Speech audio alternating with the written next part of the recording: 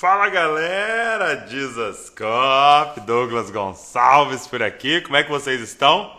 Vocês estão bem? Estamos muito felizes porque está começando mais uma jornada de lives, cara, a terceira jornada que a gente faz nesse período, né, da pandemia, nesse período da quarentena, e cara, foi maravilhosas as duas jornadas que a gente fez, e eu tenho certeza que essa não vai ser diferente. Mês de julho inteiro a gente falou nos canais do Dizascope, né, em todas as mídias, sobre fim dos tempos, sobre escatologia. E a gente quer falar então nessa jornada sobre o estilo de vida do fim dos tempos. Ah, meu irmão, estilo de vida dos fins dos tempos. Então você fica preparado aí, porque eu tenho certeza que vai mexer muito com você. Nós vamos falar de escatologia, mas nós vamos falar principalmente de qual deve ser a nossa posição diante da escatologia. A escatologia não é simplesmente um estudo para sanar as nossas curiosidades, não. Ela molda o nosso estilo de vida. Porque nós sabemos sobre o fim dos tempos, porque a Bíblia revela o que vai acontecer, nós precisamos de uma nova forma de viver. Mas calma que eu já estou dando spoiler para vocês, vamos com calma. Cara, seja bem-vindo. Vai ser demais, então nós vamos ficar de hoje até quinta-feira juntos, ok? Deixa eu te falar uma coisa, você não pode perder nenhum dia, então desmarca tudo, tá? Desmarca tudo, você tinha compromisso? Desmarca, nada é mais importante do que estilo de vida do fim dos tempos. Então, eu quero estar com vocês esses dias. Então vamos lá, uns avisos aqui antes da gente começar. Primeiro, nós temos um grupo lá no Telegram. Por que eu sempre falo disso? Porque fica um lugar para eu poder passar para vocês as coisas, tá? Qualquer anotação, qualquer link, qualquer arquivo, qualquer PDF, porque às vezes no meio da conversa, eu estou conversando aqui com o convidado e ele fala de um negócio, eu consigo mandar lá para vocês, alguma anotação que eu fizer, alguma anotação que eu trouxer, eu posso compartilhar lá. Também eu deixo salvo as lives lá dentro, porque fica mais fácil de distribuir lá dentro para a galera, tá bom? Então, você que quer assistir de novo, você quer mostrar para alguém, você precisa estar lá no grupo do Telegram, beleza? Então, todo mundo, nós vamos deixar depois a descrição aqui do Dizascope, o grupo do Telegram, para você entrar e estar lá com a gente se você ainda não está, tá? E além do que acontece na jornada, a gente compartilha várias coisas lá, a gente está sempre mandando tudo que tiver de novo acontecendo no Dizascope, a gente manda pelo Telegram, tá bom? Outra coisa que eu queria falar para você, vamos divulgar essa live, vamos lá? Só você pegar aí, você está com o seu celular, claro, você aperta nesse aviãozinho, não tem um aviãozinho aqui assim, ó, esse cantinho aqui, aperta no aviãozinho e começa a marcar todo mundo que vai ser indicado para você aí, vamos divulgar para todo mundo, gente. Esse assunto é fundamental. Nós temos que falar sobre esse assunto. Nós temos que falar disso. Chegou a hora, cara.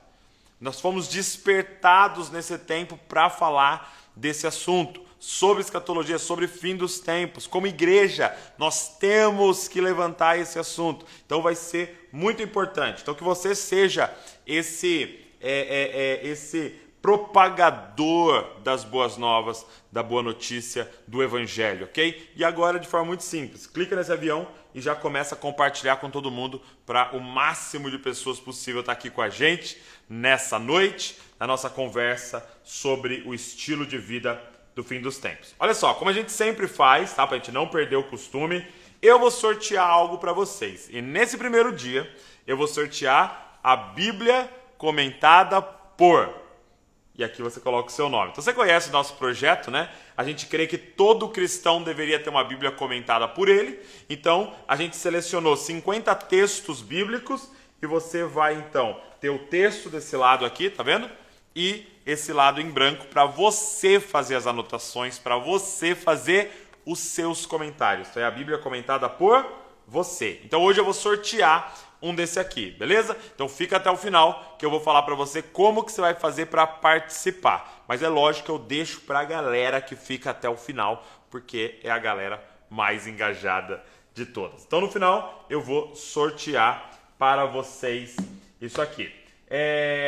O que mais que eu tenho que falar para vocês antes da gente começar? Então vai ser de segunda até quinta-feira, ok? Entra no nosso grupo do Telegram, o nosso sorteio de hoje. Convida todo mundo para a gente começar, para a gente falar sobre esse assunto, como eu disse, tão importante. Quando essa pandemia estourou, algo assim que a gente não tinha visto ainda, algo afetando o planeta inteiro, todos os países, todos os povos e culturas, uma dúvida surgiu na nossa mente.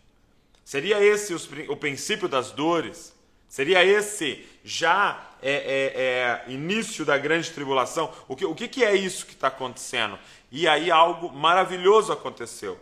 A gente começou a pensar sobre esse assunto que a Bíblia chama de elementar, que é escatologia, que é o fim dos tempos. E nesses dias você vai entender por que nós decidimos fazer uma jornada sobre isso. Por que a gente passou o mês de julho inteiro falando disso no Jesuscope? Você vai entender o quão importante é isso. E hoje, para começar, primeiro dia nosso aqui, a gente já tem um convidado muito especial, que eu já queria convidar ele para entrar na nossa tela aqui, que é o meu amigo Ângelo Basso.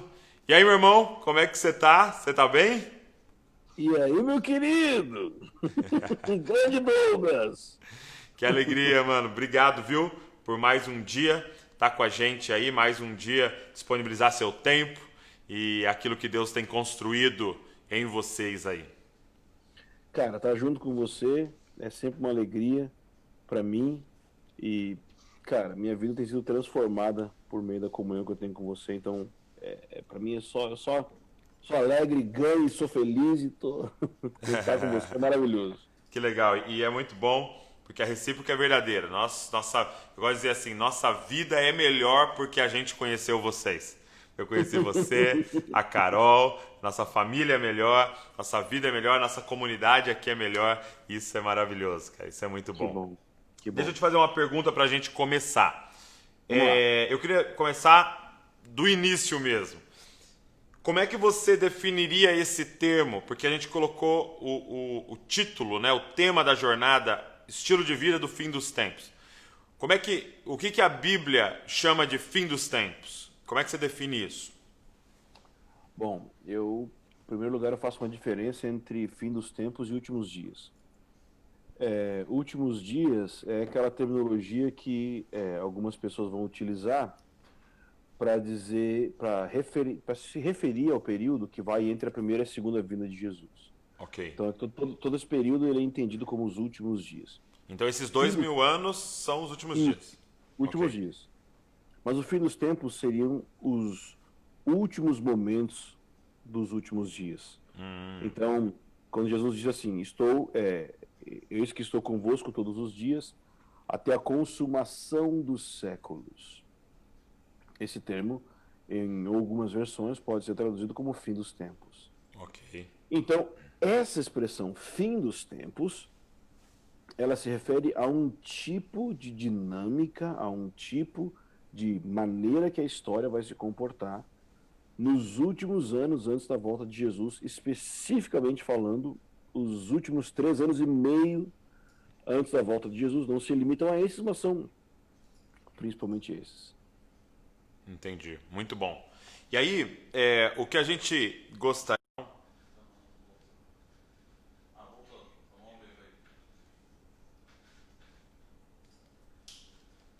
Voltamos? Tá funcionando? Então vamos lá. Gente, nossa internet deu um pane aqui, mas não tem problema. Voltamos. Vocês estão aí comigo? Seguinte, eu vou esperar só o Ângelo entrar aqui. Ele tem o link, Wes? Vou te mandar ele. Tá. Então vou mandar então o link novamente pro Ângelo aqui. É ao vivo, gente. Ao vivo acontece isso. Só pegar o link para eu mandar pro Ângelo aqui. Só um minutinho. Vamos lá, vamos lá.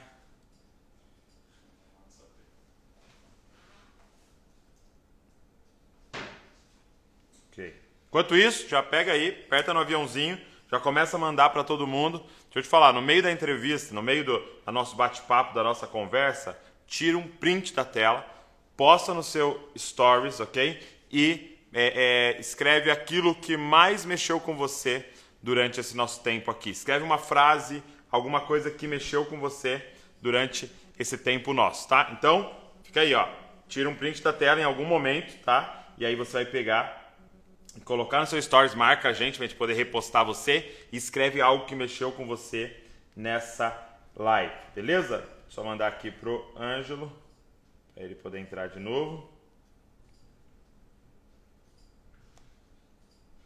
Vamos lá, vamos lá. Então, para você que está entrando agora aí com a gente, estamos no primeiro dia da nossa jornada e nós vamos falar sobre estilo de vida do fim dos tempos, ok? Estilo de vida do fim dos tempos. E no primeiro dia que nós tem um convidado, todos os dias eu vou ter um convidado aqui comigo, tá? Para a gente conversar e que vai agregar na nossa vida. E hoje tenho a alegria, no primeiro dia, de receber o meu amigo Ângelo Basso para a gente ter uma conversa. A primeira coisa que eu falei com o Ângelo, falei para ele definir fim dos tempos, né? E ele disse que são esses últimos dias dos últimos dias. E aí, meu amigo, está me ouvindo? Perfeitamente. Então vamos embora. Coloca ele na tela para mim aí, Wes, e vamos continuar nossa conversa aqui.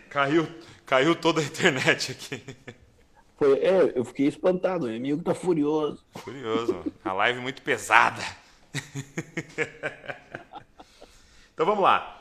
Então eu estava dizendo que uma coisa que eu aprendi e que mudou minha vida é que escatologia molda, né, e usando termos teológicos, a nossa missiologia, né, ou a nossa missão, ou, como eu estou usando um termo mais comum aqui, o nosso estilo de vida, né? E eu queria que você expandisse isso um pouco para a gente. Por que a escatologia, o fim dos tempos, mexe com a forma que a gente vive? Bom, tem uma frase que eu falo há muitos anos e às vezes parece até repetitiva, mas é a maneira mais simples de explicar isso, é que aquilo que eu acredito sobre o futuro vai definir meu presente. Então, a escatologia de alguém, ou seja, a perspectiva que ela tem de futuro, sempre vai definir a maneira que ela vive, não só em termos de santidade. Vai implicar na santidade também. Sim. Mas vai implicar em como ela faz missões, como ela faz justiça social. Por quê? Porque o que eu espero do futuro sempre molda o meu presente. Por exemplo, se a minha teologia, se a minha escatologia é do tipo que diz: quem sabe faz a hora, não espera acontecer, então eu tenho um jeito de pensar assim: não, peraí, eu não espero que aconteça algo no futuro, eu não espero uma intervenção, eu faço acontecer. Ok. Agora quando a gente lê, por exemplo, e espero que os mais jovens saibam que isso é um samba antigo. Mas, por exemplo, quando você olha aquele Awaiting the King, do James K. Smith, ele coloca que não existe nada mais revolucionário politicamente do que esperar. Uau. Do que esperar, no caso, a volta de Jesus. Então, dependendo da maneira que você pensa, por exemplo, marxismo. Marxismo é escatologia. Ok. Toda a base do marxismo é uma perspectiva de como vai ser o futuro e como que as pessoas devem se comportar para criar esse futuro, que é basicamente um paraíso sem Deus, né? Ok. Então, sempre a perspectiva de futuro, da mais básica à mais ampla, sempre vai moldar tudo, tudo. E é por isso que a escatologia não pode ser, então, um tema qualquer. E não é um tema qualquer. Por mais que, assim, em algum estudo fique de canto, quando você pega uma teologia sistemática, por exemplo, é o último assunto a ser estudado, né? Mas, a maneira que eu enxergo, eu vejo que a escatologia é uma espécie de framework, ela é uma espécie de moldura da pintura que está dentro, que é a Bíblia. Uau. Entendeu? Então, se a história da Bíblia fosse uma grande pintura, a moldura seria a Bíblia, aquilo que segura, que dá os limites. Então, eu penso que nesse sentido aqui a escatologia define isso. Ok, então pensar sobre o fim dos tempos, estudar sobre o fim dos tempos é fundamental para qualquer discípulo de Jesus, né? Por muito tempo você via aquela pessoa assim, não, fulano gosta, né, de escatologia. Eu gosto desse tema, né? Como Ele é se sempre fosse um assunto para alguns cristãos, né? Que vão dar aula na escola dominical sobre esse assunto em algum dia. Mas na verdade é algo para todo cristão, todo discípulo de Jesus. Porque qual é o grande lance do discípulo de Jesus? É que nós estamos aguardando Jesus. Nós estamos aguardando Jesus voltar. Eu fiquei muito feliz, né?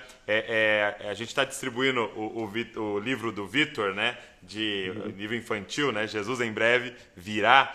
E eu e a Val tava feliz da vida porque o Davi veio contar pra gente, meu filho, de 7 anos, que ele falou de Jesus para um amigo dele da escola, né? Pelo Zoom, né? Pelo online.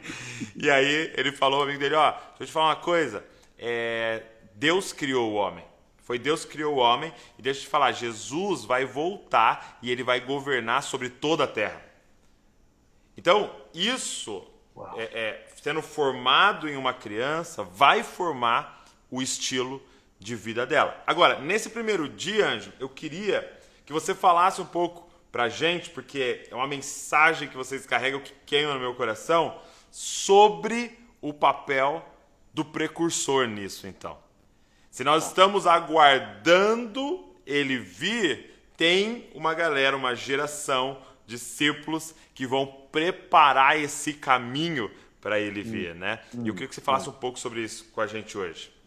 Tá. Então, em Lucas 1, tem essa descrição da vida e ministério de João Batista. E ali pelo versículo 17 fala que ele iria adiante do Senhor no espírito e poder de Elias. Então, o sentido ali de ir adiante, a palavra original, a palavra grega é precursor, é o que está escrito em grego. Sim. Está escrito, você será precursor do Senhor no espírito e poder de Elias, ou seja, ele vai fazer esse papel de preparar o caminho, que no caso, no contexto, é pregar o evangelho do reino, pregar arrependimento para as pessoas. Quando eu penso em precursor, eu penso em 3 tipos de identidade, ou seja, 3 aspectos, vamos dizer assim, da identidade do precursor, que se a gente entender ela, isso ajuda a entender o que a gente está querendo dizer como precursor. Ok. Obviamente, precursor é aquele que vai adiante, precursor é aquele que vai na frente. Então, todo precursor, de maneira simples, ele se adianta, e no caso, na igreja, Deus quer levantar um tipo de geração dentro da igreja, um tipo de povo dentro da igreja, que se adianta e mostra para a igreja aquilo que ela precisa viver no futuro. Uau. Mas também Deus quer que a igreja seja uma igreja precursora, porque ela se adianta ao mundo e mostra ao mundo aquilo que vai chegar. Então, 3 aspectos que eu vejo da identidade do precursor. O primeiro aspecto é a identidade de ser amigo do noivo. Então, em João, capítulo 3, versículo 29, existe essa expressão, amigo do noivo. E aí, eu estava lendo uma passagem hoje, muito motivado por como foi o momento de oração hoje nosso aqui na comunidade. Mateus 9, versículo 15, diz assim, o contexto é jejum. O contexto estão discutindo com Jesus sobre jejum. Então, o versículo 14 diz, então os discípulos de João, que era o de João 3,29, o amigo do noivo, chegaram a ele, a Jesus, perguntando, por que nós, os discípulos de João, e os fariseus, jejuamos, mas os teus discípulos não jejuam? Então parece que tem aqui na discussão uma implicação de que um discipulado bem feito também implica em jejum. Um discipulado bem feito, porque João Batista foi um cara aprovado em discipulado, então... Porque a gente pode pensar assim, os fariseus discipularam, mas João Batista não era hipócrita, ele era um cara de Deus.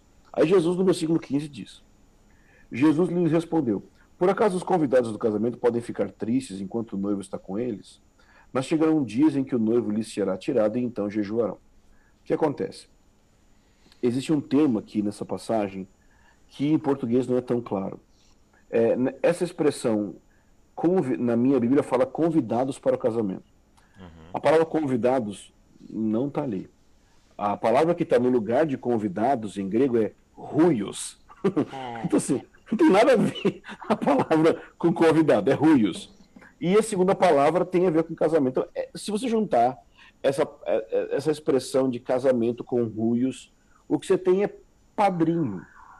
É porque é uma palavra que não está denotando exatamente filho, como a gente costuma falar, ruios. Mas é mais algo assim, ligado com o gênero masculino. Ele está falando filho no gênero masculino. Então, é um cara que tem ligação com o casamento. Ele é o padrinho, ele é o amigo do noivo. Então, o que Jesus está dizendo aqui, ele está perguntando é o seguinte: podem os amigos do noivo, que são os 12 no caso, podem eles ficarem tristes enquanto o noivo está presente? Não, eles não vão ficar tristes de maneira nenhuma. Mas dias virão em que o noivo vai ser tirado deles e então eles vão jejuar. Então o que acontece aqui? Que tipo de jejum acontece num contexto onde vai ter um casamento e o noivo é tirado? Ora, o nome desse jejum é lamento.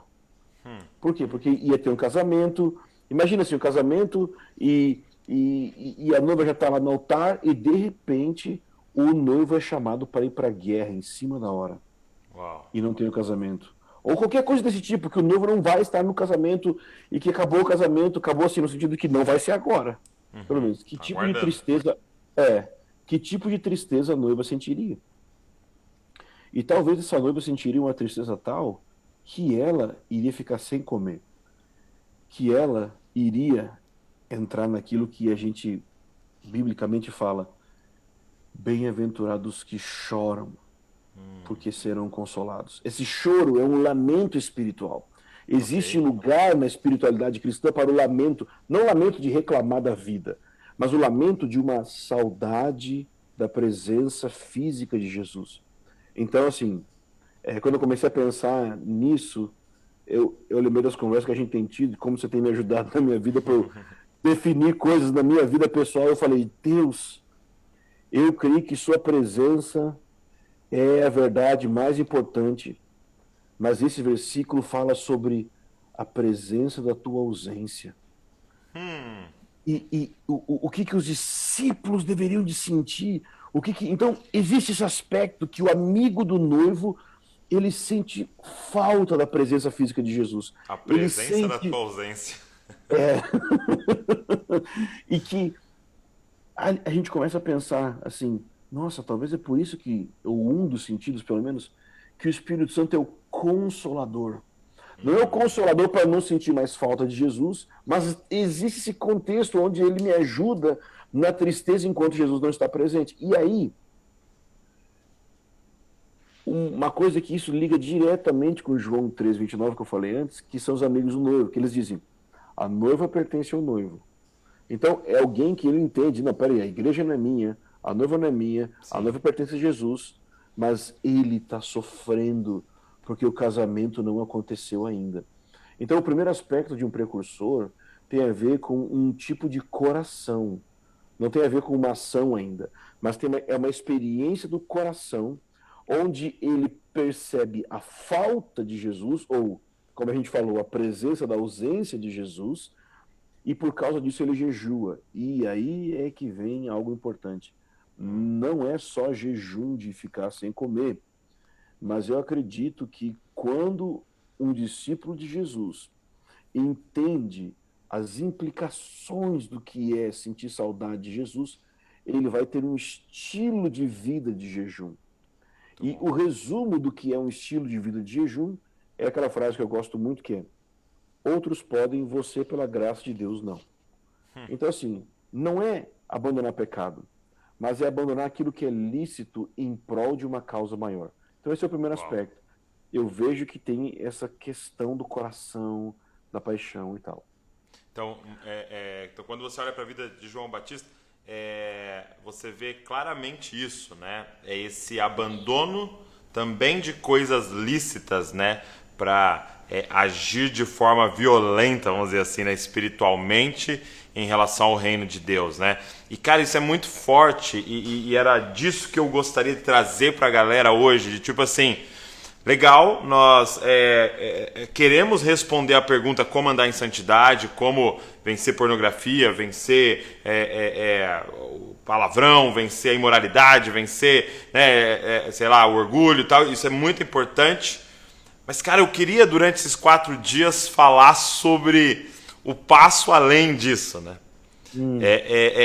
Tem aquele grupo que está se tornando a noiva e quer ter as roupas brancas e tal, mas a gente está falando sobre aqueles agora que, além de ser a noiva, você nunca vai deixar de ser a noiva, são os amigos do noivo, são os que preparam a noiva, e aí é um passo além, né? Essa vida de deserto, né, que está ligado a uma separação, é uma vida separada de um sistema, de uma mentalidade, é a alimentação, né, como ali vai descrevendo, ele comendo gafanhoto e mel silvestre. Então é uma separação e, como você disse, abre mão de coisas lícitas, né? Abre mão de coisas que pode, mas que você quer ir além, né? Você quer ir mais alto, você quer ir mais fundo, né? Quando eu olho para João Batista e quando eu olho para o estilo de vida do fim dos tempos, eu penso que isso me traz um porquê para a santidade, porque às vezes a gente olha a santidade muito como um dever. Eu tenho que ser santo, eu preciso ser santo. E ok, prefiro que alguém seja santo pelo dever do que não seja santo. Ponto final. Com certeza eu prefiro isso. Mas, quando eu olho santidade da perspectiva de que eu estou esperando alguém, eu estou me tornando parecido com ele, porque eu vou morar com ele para sempre, então eu quero ficar perto dele, eu quero ter um jeito dele.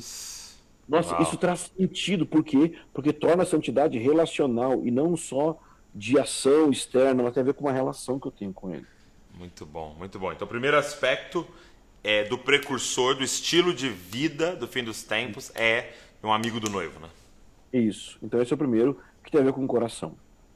O segundo, que tem a ver principalmente com o cérebro, com a razão, é o que eu chamo de mascalim. Não é mascate, é mascalim. Mas que em português bem simples é sábio. Então, o arquétipo desse tipo de precursor já não é João Batista, é Daniel. Daniel na Babilônia. Então, Daniel, por exemplo, 11:33, fala assim: os sábios do povo ensinarão a muitos, porém serão feridos pela espada, pelo fogo, pelo cativeiro e pelo despojo. E versículo 34, mas quando forem feridos serão ajudados com pequeno socorro, porém muitos se ajuntarão a eles. Então, assim, existe em Daniel 11, Daniel 12, essa expressão sábios. Às vezes parece que eles vão cair em pecado, mas não é em pecado, é porque fala, eles cairão, mas é martírio, é algo assim. Então, essa expressão, mascalim, depois ela foi divulgada dentro do judaísmo, mas é basicamente o seguinte: são pessoas como Daniel, que conheciam profecia, e porque conheciam profecia, sabiam orientar as pessoas no momento que essas profecias se cumpriram, no momento que as coisas estavam acontecendo. Daniel foi um homem que interpretou os sonhos, interpretou palavras proféticas, então ele tinha discernimento. Também tem uma semelhança aí com José, que também interpretou sonhos, também interpretou revelações, e José é muito parecido com esse estilo que eu estou falando. Por quê? Porque ele disse assim para o rei: olha, vai ter tanto tempo de fome, vai ter tanto... E tipo assim, não é qualquer tempo, né? 7 anos, talvez tenha alguma coisa a ver com escatologia. Então, ele sabia que ele podia promover um tipo de preparação para um tempo de escassez. Então, o segundo aspecto, eu vejo que é essa pessoa que é sábia. Então, um precursor, ele é sempre alguém sábio. Sábio em que sentido? Que ele conhece a Bíblia, especificamente que ele conhece, como nós estamos falando do fim dos tempos, ele conhece sobre o fim dos tempos, então ele está adiantado a uma geração que não está nem aí. E aí que a gente conecta com mais outra personalidade, se for o caso, que é Noé, porque a geração de Noé também não estava atenta para o que estava acontecendo, sim. Mas Noé preparou a família e a arca para o que haveria de vir. Então, é ser precursor, mas aí já tem mais a ver com a sabedoria de você discernir o que vem no futuro e se preparar em relação ao futuro. Cara, isso é muito forte, porque eu estava conversando com a Val hoje, né, que eu estava ouvindo o Mike Bickle falar sobre isso, e ele trouxe esse aspecto, né, de que se você tenta se tornar um precursor quando as coisas começam a acontecer, já não dá mais tempo. Então ele diz, né? Noé, ele citou Noé, né? 130 anos construindo para algo que iria acontecer, e ali no caso, e é o nosso caso, é algo que nunca aconteceu na história. Né? O que nós estamos aguardando, esse último avivamento, aquilo que vai acontecer, é algo que nunca aconteceu na história. Então você está se preparando para algo que nunca aconteceu. Deixa eu te adiantar uma coisa, você que está nos ouvindo. Você vai ser tido como doido. E não vão te apoiar até bem perto do negócio acontecer. Só que se a gente for começar a se preparar quando a parada for acontecer, já é tarde demais. Como as virgens que saíram para comprar quando o noivo já estava chegando, né? Já era tarde demais. Agora teve um grupo que comprou sem nem saber que o noivo ia atrasar. Foi um grupo que foi precursor, que fez antes, se preparou antes. Então, cara, o tempo é agora. O tempo é agora do acúmulo de óleo. O tempo é agora de começar a construção da estrutura para aguentar os juízos de Deus. O tempo é agora. Só que ninguém vai te apoiar, cara. Ou poucos vão te apoiar e poucos talvez vão estar com você. Na nossa última jornada nós tínhamos 10 mil. Nessa nós vamos ter 3. E é exatamente isso, cara. Por quê, cara? Porque os precursores vão ser sempre um número menor. Só que é o convite para você entrar nessa. Para Deus revelar o que está por vir e te preparar agora, né? Para aquilo que está por vir, né? Uau, eu ouvi um podcast do Craig Rochelle falando sobre institucionalizando a urgência. E urgência é um negócio que tem tudo a ver com o fim dos tempos. E ele coloca que para você institucionalizar a urgência na sua vida, você tem que fazer uma espécie de conta que eu tenho um inimigo, mas eu tenho um chamado, mas o tempo é curto. Então, assim, Deus quer que eu faça algo, mas eu não tenho todo o tempo do mundo e tem uma oposição lá fora querendo me impedir que eu faça. Então, isso é que institucionaliza a urgência. Eu preciso, é pouco tempo e eu tenho um inimigo lá fora que quer me impedir que eu me prepare. Quando começou essa questão de pandemia e tal, eu acho que eu falei numa outra live que a gente fez. Eu peguei o carro e eu saí andando, porque eu senti assim, eu errei, eu perdi. Por quê? Porque dentro de mim me veio assim, uma sensação assim, cara, velho, eu não sei, Deus permitiu que eu pensasse isso. Por, tipo assim, umas 4, 5 horas eu pensei assim, a grande tribulação vai começar, a grande tribulação vai começar. Fiquei pensando nisso, sem parar. E o meu pensamento é que se você vai começar a se preparar, porque a gente fala assim, não pode se preparar quando começar a grande tribulação, isso é óbvio. Sim. Mas a questão é, se você for se preparar 10 anos antes da tribulação, já está tarde. E foi isso que eu senti. Meu Deus. Gente, nossa, eu não fiz o que tinha que ser feito. E aí eu andei assim de carro, dei uma volta, aí eu sentei, voltei. E o Espírito Santo falou a mim assim, não é ainda, isso é um treinamento. Volta para a palavra, olha os sinais, exatamente. Aí eu fui olhar os sinais, nossa, e assim, eu sabia, mas parece que a mente bloqueou, foi Deus que fez isso. Só para eu sentir o temor que é você não ter se preparado. Então, assim, a partir daquele dia, eu tomei uma decisão que, assim, eu ia ser mais sério com escatologia, porque a gente vive num mundo que tem muitas diferenças, que tem, né, a gente não quer ofender ninguém por ter uma opinião diferente, jamais a gente quer fazer isso mesmo. Então, às vezes eu não era muito convicto nas minhas afirmações. Então agora eu peço a Jesus que ele me dê convicção maior, não na minha fala, mas na minha prática. Como você está falando, com o estilo de vida do precursor. Muito bom, né? Que a sua vida anuncie, né? Que a sua vida grite, né? E até nos termos que a gente tem conversado, né? Que o que a gente faz seja o megafone do porquê a gente vive, né? Da mensagem que a gente carrega, que eu acho que é a grande ênfase de João Batista, né? Ele se tornou... O que vocês foram ver? Um profeta? O que é um profeta? Alguém que anuncia uma palavra. Ele é mais do que um profeta. Vocês viram um versículo encarnado, né? Vocês viram Isaías 40 com pernas, né? Andando por aí.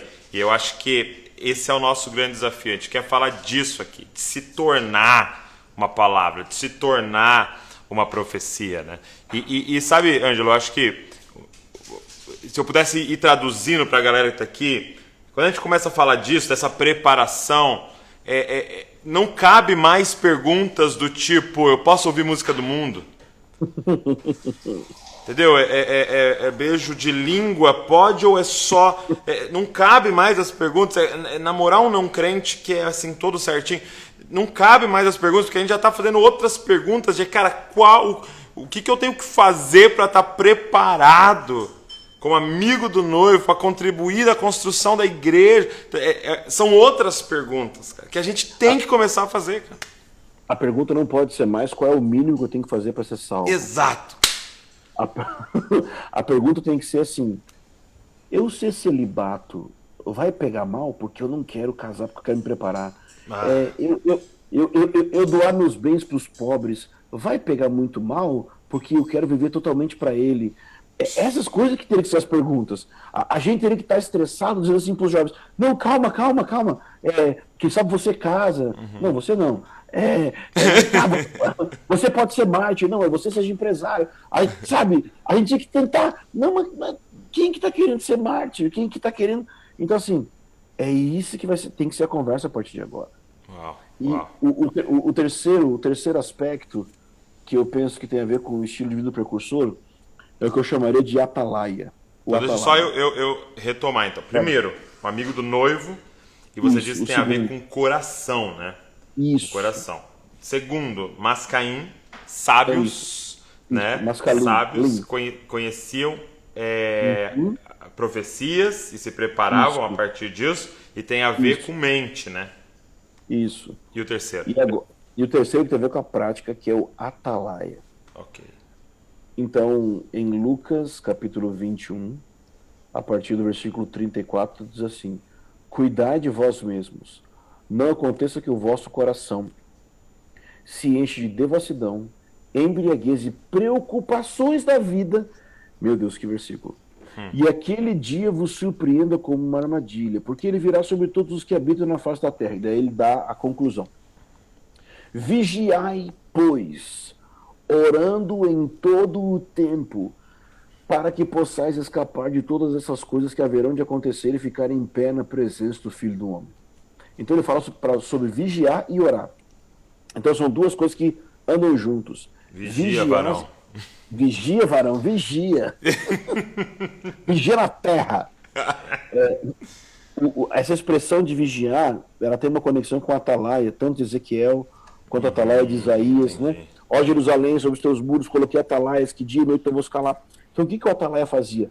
Ele ficava olhando na torre o que ia acontecer. Então Deus quer levantar um tipo de gente que lê o jornal como atalaia, que olha o Twitter como atalaia, que recebe um e-mail como atalaia, que olha o jornal como atalaia, que ele não recebe a verdade, não vem para ele a partir do jornal e do Twitter. Ele vê os fatos, mas ele discerne a verdade por detrás dos fatos, porque ele ora, vigia e ora, vigia e ora.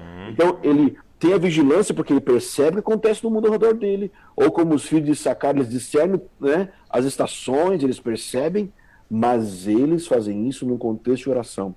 Então existe essa prática de você estar envolvido no dia a dia, mas esse seu envolvimento ele é vigilante e ele é em oração. Então eu vejo que isso já é mais o aspecto prático do fim dos tempos. Sim. É você em todo o tempo buscar, perceber, ou seja, não conhecer geografia, não conhecer história, por consequência, não conhecer geopolítica, não dá. Se eu quero ser alguém preparado para o fim dos tempos, eu preciso conhecer, eu preciso estudar, eu preciso saber onde que é o norte, sul, leste, oeste, e saber onde é a Turquia, onde é a Europa, onde... Sabe, eu preciso saber onde que são os lugares. Sim. Eu preciso entender quem que é o Erdogan. Porque se a gente começasse a ter uma discussão aqui sobre anticristo islâmico versus anticristo da Europa, qual que a gente crê? O que adianta? A hora que citar Erdogan, o sujeito nem sabe quem é. Como é que eu vou começar a querer definir uma posição se eu não conheço? Então eu preciso ter uma posição de vigilância, de conhecer a história, de conhecer a geografia, de conhecer a política, não para me tornar um fanático, não para me tornar um apoiador de partido, não é isso. Mas é para eu ter um discernimento dos espíritos que estão atuando por detrás. Então, eu acho que esse é é o muito leprocinho. interessante isso que você está falando, porque só voltando até do que a gente estava falando antes aqui, olha como é que a gente interpretou esse texto. Como é que você, quando alguém falava para você assim, ó, vigia e ora, o que você pensava? Vigia para não pecar. Vigia, varão, olha o que você está falando. Vigia, olha o que você está assistindo. Vigia, olha a música que você está ouvindo. Porque é isso, é uma mentalidade do mínimo para ser salvo. Mas nós já estamos falando de ficar em pé nos muros da cidade, olhando o que está acontecendo a quilômetros de distância e o que está por vir. É esse vigiar que ele quer que a gente entre. E quando você estava falando, me veio algo interessante que eu acho que é o que você quis dizer, né? Que essa dinâmica das duas coisas, e não pode faltar nenhuma das duas, né? Porque eu fiquei pensando, aqueles que vigiam sem orar se tornam os das teorias da conspiração, né? Isso. Porque aí eu fico olhando em cima do muro, sem relacionamento com Jesus, e eu só quero ver o que tá para acontecer, e eu tenho uma teologia baseada no jornal, né? Aí é Nefilim, família Rockefeller. Ixi, rapaz, olha, tem gente que com escatologia, teologia em base desses negócios aí, e tá tudo errado. Sim. Porque, E aí, gente, se você tem. Continua, quero te ouvir. Porque aí se você tem. Só que se você tem o outro aspecto, se eu oro sem vigiar, fica aquela espiritualidade monástica, né? De você meio que querendo ficar sozinho o tempo todo e que não toca a realidade e que não está fazendo diferença nenhuma em cidade nenhuma, em governo nenhum, de forma nenhuma, né? Então é essa Bíblia na mão, de joelhos, e um jornal na outra, e de joelhos também. Interessante isso, vigiar e orar, essas duas pernas, essas duas colunas disso que nós temos que construir, né? Eu acho assim, espero não ser, não soar estranho para os irmãos, mas eu creio, eu estou ecoando aqui um outro líder do corpo de Cristo, mas eu creio, colocando aqui minha cara tapa, que o falso profeta mais ungido hoje são os grandes veículos de mídia que existem hoje. Os maiores falsos profetas. Por quê? Porque ainda que a gente saiba dos fatos, a gente sabe de fatos, né? Se eu olhar a televisão ou grandes meios de comunicação, eu sei de fatos. Mas junto com isso vem a interpretação dos fatos. Então, uma coisa é eu saber do fato, outra coisa é eu interpretar o fato. Então eu vigio para eu saber dos fatos, mas eu oro para interpretar os fatos. Uau. E o que acontece é que muita gente abraça uma linha de direita ou abraça uma linha de esquerda, e então eles não só analisam os fatos, mas eles analisam pelo filtro da ideologia, Eles pelo filtro interpretam pela ideologia, né? Isso. Então, eu vou dar um exemplo que eu falei numa live esses dias. Nós, cristãos, cremos que Deus é soberano sobre a história. Ponto final. Nós também cremos que Deus define quem entra no governo, quem sai do governo, define tudo isso. E nós também sabemos que Deus pode fazer coisas surpreendentes, inclusive coisas que que eu consideraria não boas. Deus pode fazer coisas que eu acho que seriam não boas, com o objetivo de me quebrantar, por exemplo. Então, eu pergunto, se tem alguém aqui, por exemplo, que nos ouve, e talvez tenha dom de profecia, uma graça para profetizar, eu pergunto, você conseguiria ouvir de Deus para profetizar a seguinte profecia? Deus vai colocar Luiz Inácio Lula da Silva de volta no governo? Porque se eu sou um cara super de um lado, eu não tenho condições de profetizar o que é contrário à minha ideologia. Eu não estou dizendo que isso vai acontecer, tá? Foi só um exemplo extremo. Um exemplo, Então, tipo assim, um cara de esquerda jamais iria conseguir ouvir o Espírito Santo dizendo que o Bolsonaro ia ganhar se ele fica fechado, né? Isso. E o cara da direita, a mesma coisa. Se Deus quer levantar um outro cara, ele não ia conseguir discernir isso. E da mesma forma em qualquer outra área. Vamos dar um exemplo. Se eu tenho uma ferida na minha alma em relação a racismo, se eu sofri racismo, ou se eu sou racista, das duas formas. Quando eu olho para a situação que aconteceu com aquele George Floyd e tudo que aconteceu depois nos Estados Unidos, será que eu vou conseguir ouvir de Deus direito? Ou será que eu vou impor a minha ideologia, seja de alguém que foi ferido ou de alguém que feriu? Não importa. Os dois lados precisam ser curados para poder ouvir de Deus. Então eles têm que vigiar, olhar o fato, mas eles têm que ter um encontro com o Espírito Santo para poder olhar para a circunstância e dizer, não, isso aqui é Deus, isso aqui não é Deus, isso aqui... Então, essa é uma necessidade tremenda que a gente tem hoje. E você falando, eu lembrei, se eu não me engano, é Jeremias 29, né? Em que Deus manda eles construírem casas, e porque eles vão ficar bastante tempo ali, muitos anos ali na Babilônia, e aí ele fala assim, não ouçam esses falsos profetas, e ele usa um termo que eu acho muito interessante, os sonhadores. Ele chama eles de sonhadores por quê? Porque eles profetizam a partir do desejo, né? Então, na verdade, é o que você está dizendo, né? Eles estão profetizando a partir de uma ideologia, né? Eles estão profetizando o que eles querem, porque eles não conseguem conceber que Deus está fazendo algo que eles não querem, né? Então, deixa eu ampliar isso aí. Vamos pensar aí. Creio eu, não diz a Bíblia, como diria Marcos Feliciano, creio eu, não diz a Bíblia, que esses profetas de Jeremias estavam profetizando o livro de Isaías. Porque Isaías tinha profetizado uma geração antes. E ele profetizou muita restauração e glória. E uma geração depois, Jeremias está profetizando coisas que parecem quase contraditórias. Porque de um lado está falando, vai ter restauração, vai ter glória e tal, profetizando o reino milenar. E aí Jeremias, um tempo depois, fala assim, não, não vai ter nada não, vai para a Babilônia, faz casa na Babilônia. A questão é, os dois eram do Senhor, só que eles pegaram a Bíblia sem o que está no capítulo 23 de Jeremias. Quem esteve no conselho do Senhor e viu e ouviu minha palavra. Então, eles não tinham só o versículo, Jeremias não tinha só o versículo. Jeremias entrou no conselho do Senhor. Muito bom. Então, ele tinha a Bíblia, mas ele vigiava diante de Deus e diante dos homens. Por isso que ele conseguiu discernir. Muito bom. Cara, maravilhoso. Então, só para a gente resumir esse nosso tempo aqui, porque nosso tempo está acabando. Primeiro aspecto do estilo de vida do fim dos tempos é amigo do noivo. Isso tem a ver com o coração. Isso fala de jejum e principalmente do porquê jejuamos, né? Segundo, então só me corrija aqui, Mascalim, mascalim, que tem a ver com sábio. sábios, né? Ou sábios, que tem a ver com Daniel, com Noé, que conhecem as profecias e por isso se preparam para aquilo que está por vir. E terceiro, os atalaias, né? Então está falando da prática, né? Se o segundo está falando de mente, o terceiro está falando de prática, que é aqueles que ficavam em cima do muro, olhando o que estava por vir, vigiando e orando, com a Bíblia numa mão, orando, e com o jornal na outra, e interpretando a realidade a partir das Escrituras. Esse é o estilo de vida daqueles que estão preparando o caminho do Cristo. Meu amigo, muito obrigado. Que tempo maravilhoso.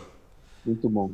Valeu mesmo, um beijão na família, sempre muito bom estar com você. Espero que vocês todos tenham sido abençoados. Olha só, se você ainda não fez um print da tela aí, é a sua oportunidade agora. Eu e ele vamos fazer um sorriso maravilhoso aqui para você tirar um print. Você vai postar falando o que você mais aprendeu nessa live. Vamos lá então, vamos tirar uma foto. Até eu vou tirar um print aqui. Dá um sorriso bonito aí, meu. Dando print agora mesmo também aqui. Pronto, aí ó. Muito bom. Depois posta lá então, marca a gente e o que você aprendeu nesse período. Valeu, meu amigo. Deus abençoe. Valeu. Tchau, tchau. Valeu. Gente, que isso. Que dia. Pra gente começar. Meu irmão, se prepara porque isso aqui é só o início. Só pra eu te dar já um spoiler e te falar. Nós vamos falar um período só sobre jejum. Eu quero falar um período só sobre esse vigiar e orar. Ou seja, tem muita coisa para acontecer. Tem vários convidados para estar aqui com a gente. Você se prepara que eu tenho certeza que, cara, nesses 4 dias muita coisa vai ser transformada na sua vida. Como eu prometi, falei para vocês que eu ia sortear a Bíblia comentada para vocês. Todo dia eu sorteio algo novo, ok? E eu queria convidar você para entrar lá no Telegram. O link vai estar na descrição do Jesuscope.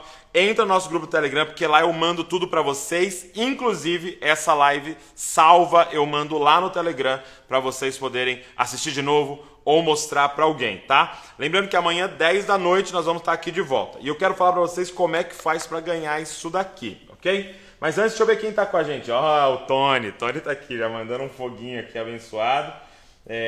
Galera abençoada aqui com a gente. Manda aí da onde você tá falando, da onde você tá assistindo. porque a gente quer conhecer vocês que passaram esse primeiro dia com a gente aqui, ó. Marcinha, a Sandra, começamos pesado, grande vaso, muito bom. O Eric, a Fernanda, a Kelly Dizascope, que minha cunhada tá aqui, mandou um chu. Muito bom, cara, tá com todos vocês. É a minha sogra aqui, ó, Cris. Mas só minha família aqui. 3.000 pessoas da minha família aqui, meu. Muito bom.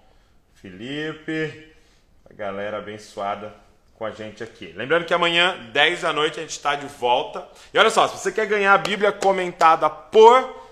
É o seguinte, a gente acabou de postar uma imagem lá no Dizascope, e você vai entrar nos comentários dessa última imagem que eu postei e você vai marcar alguém, presta bastante atenção para você cumprir as regras, marcar alguém e escrever aquilo que você aprendeu nessa live. Okay? Você pode fazer quantos comentários você quiser, mas tem que falar coisas diferentes no comentário e marcar pessoas diferentes, tá? Porque senão o site lá que faz o sorteio acha que ele elimina o que tiver igual. Então, o que você aprendeu hoje nessa primeira live e marca uma pessoa para ela participar amanhã, tá bom? Daqui a pouco, amanhã, no começo da nossa live, eu faço sorteio para vocês de quem ganhou esse aqui e amanhã eu vou sortear uma outra parada aí para vocês. Vai ser muito bom esses 4 dias juntos aqui. Então, seguinte, Deus abençoe você e não se esqueça, você é uma cópia de Jesus. Até amanhã, 10 horas.